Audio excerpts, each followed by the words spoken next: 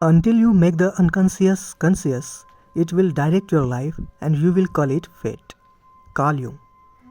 In our life, most of us don't work consciously for our dream and we call it fate. This is the saddest reality of our life. Why do we fear our greater self? We all say, I want to get closer to God, but we don't believe in God. We say, I want to achieve something in spirituality, but we don't meditate. Why? The idea of a greater self can be intimidating because it implies that there are more potential within us than we may currently realize. This potential may be in the form of skills, abilities, or even a greater sense of purpose. The fear of not living up to this potential or failing to achieve it can be overwhelming. We all have our dream, our goal. But have you ever thought that why many people even don't work for that dream? Of course, in spirituality, we all have our dream.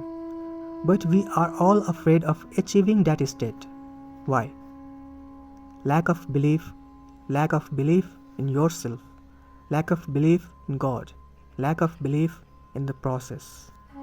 Societal pressures and expectations can also contribute to the fear of our greater selves.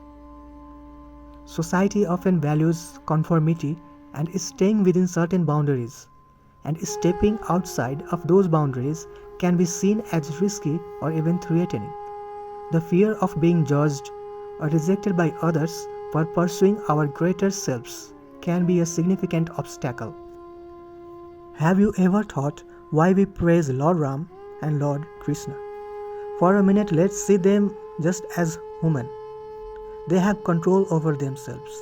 They have achieved the best version of themselves. They always fight against the bad. When we see these things, our psychology thinks that being is us, and we are fighting against our darkness. And we praise them. Even in movies, when the hero beats the villain, we feel good. But in reality, why can't we beat our villain? Why? Fear?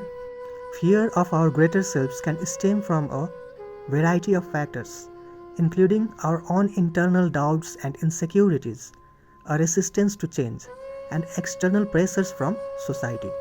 However, by acknowledging and facing these fears, we can begin to unlock our full potential and live a more fulfilling life.